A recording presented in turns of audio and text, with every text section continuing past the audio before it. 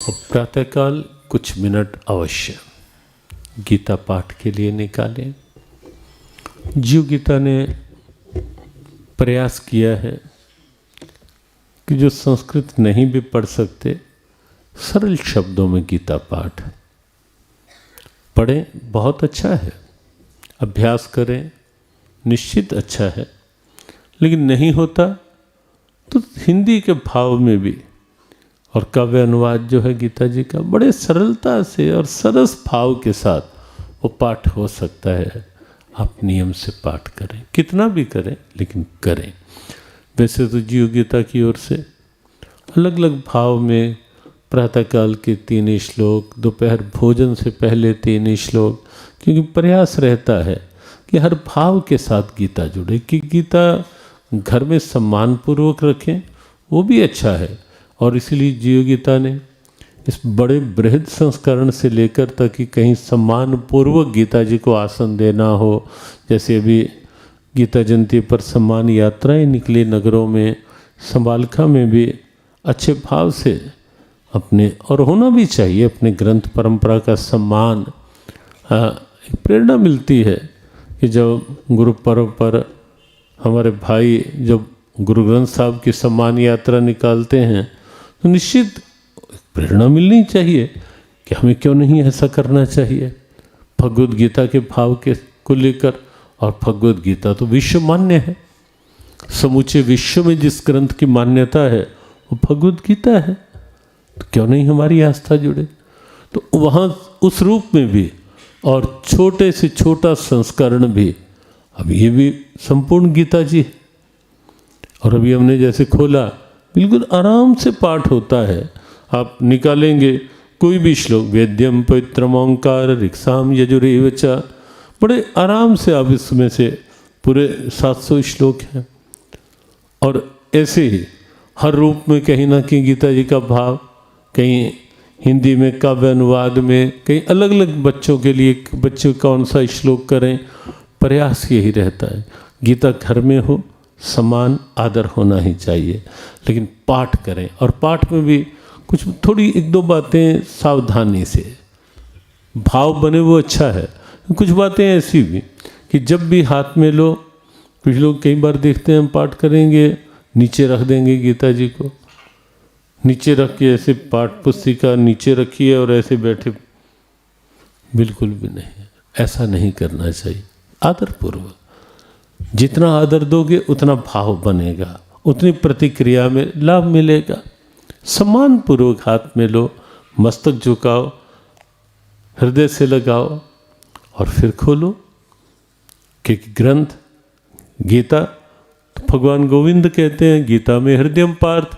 अर्जुन, गीता केवल पुस्तक नहीं है, ये तो मेरा हृदय, मैंने अपने हृदय को खोल कर रखा है इसमें। अर्जुन, गीता में हृदयम पार्थ, भगवान का भाव है जुड़ा हुआ, भगवद्वाणी है, आदर।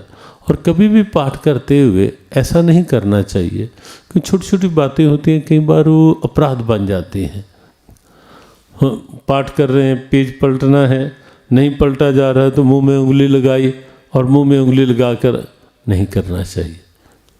जब प्रभु का स्वरूप है तो ऐसा थोड़ा ना मुंह में उंगली लगा लगा कर हम पन्ने पलटे, नहीं।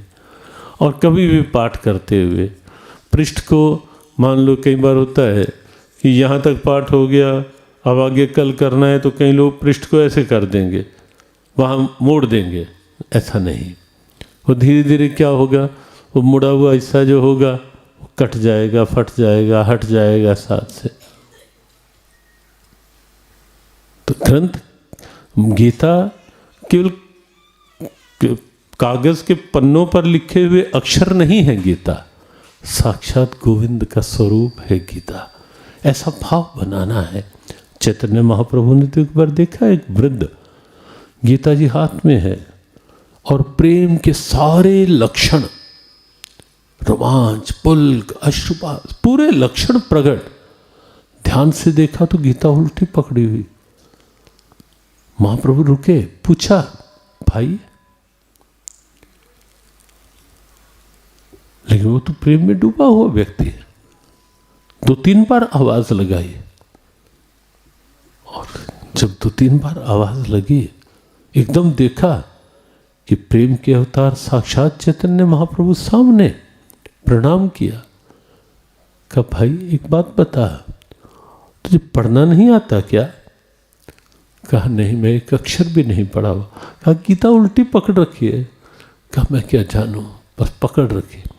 लेकिन ये बता, गीता हाथ में लेकर इतना प्रेम, इतना भाव, वो कैसे? उस व्यक्ति ने कहा महाप्रभु मुझे पढ़ना तो नहीं आता, लेकिन जब गीता हाथ में लेता हूँ, सर झुकाता हूँ, एक भाव बनता है कि केवल कागज़ों की पुस्तक मेरे हाथ में नहीं, इस रूप में मेरे भगवान श्याम सुंदर, मेरे गोविंद ही मेरे हाथ में है। और मेरा वो भाव, मुझे ऐसा लगता है और मुझे स्पर्श का अनुभव होता है। और कभी कभी जब मैं प्रेम में डूबता हूँ, उस भाव में, मुझे लगता है तो फिर नहीं लगेगा। ये वृंदावन की रास जो होती है, जब भाव पक्ष आता है, कई संत थे जो रास देखते देखते एकदम उसमें डूब जाते, लगता ही नहीं था कि बच्चे रास कर रहे हैं, लगता था कि जैसे पूरा वही प्रस्तुति हो रही है, बिल्कुल वही, बिल्कुल सत्य भाव में। उस वृद्ध ने कहा महाप्रभु मैं तो उस भाव में रहता हूँ बस गीता जी के। तो निश्चित निस्संदेह जितनी श्रद्धा, जितना सम्मान होगा, उतना प्रतिक्रिया में लाभ मिलेगा। इसलिए जब भी गीता जी हाथ लें, श्रद्धा, भाव, प्रेम, सम्मान, वैसे भी हमारा कर्तव्य अपनी परंपराओं का सम्मान करना, और उस सम्मान के साथ प्रातःकाल पाठ करें। दिन में कोई भी क्रिया करनी है, अपने प्रभु को अपने साथ समझें। रात्रि में विश्राम करने जाना है, प्रभु को प्रणाम करके दिन भर की जो भी क्रियाएं हैं वो सब प्रभु के चरणों में सौंप करके, उनसे अनुमति ले करके कि प्रभु दिन में जो हुआ वो सब आपके अर्पण। और अब तो दिन का पूरा हिसाब वृंदावन, बस बिहारी जी में एक बाबा रोज़ आते थे, पुरानी बात है, रोज़ का नियम था, शयन आरती के टाइम आते, और आते जब जैसे ही शयन आरती होती, कपाट बंद होने लगते, ऊपर ओढ़ी चदरिया उतारते, 2-3 बार झाड़ते और फिर ऊपर रखते, बाहर निकल आते। किसी ने एक दिन पूछा बाबा ये क्या करते हो? कोई प्रणाम करता है, कोई हाथ जोड़ता है, लेकिन आप रोज़ आकर चदरिया उतारते हो, झाड़ते हो, फिर ऊपर रखते हो, निकल आते हो, ये क्या? सबका अपना भाव है, मेरा अपना भाव है, लेकिन ये कैसा भाव?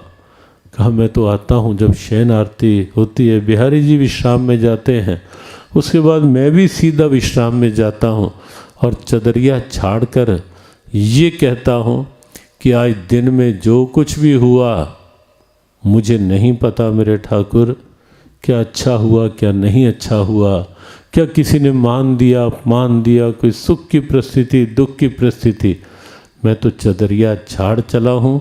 रोज़ का हिसाब रोज़ यहाँ आकर ठाकुर जी के चरणों में कर जाता हूँ कि कल आँख खुलेगी, फिर तेरी मौज के साथ, तेरी कृपा के साथ जीवन यात्रा में फिर आगे चल पड़ूँगा, लेकिन आज तो आपके चरणों में चदरिया झाड़ के निश्चिंत तेरे भाव में आराम करूँगा। रात्रि में जब विश्राम करें, प्रभु को प्रणाम करके करें। दिन भर की क्रियाओं में सर्वेषु कालेषु माम अनुस्मर, गीता ने कहा, प्रभु को साथ जोड़ करके जिएं, दृष्टि प्रभु पर रखें। गीता का सार जीवन में आ जाएगा, भगवान का आधार जीवन को मजबूती से मिल जाएगा।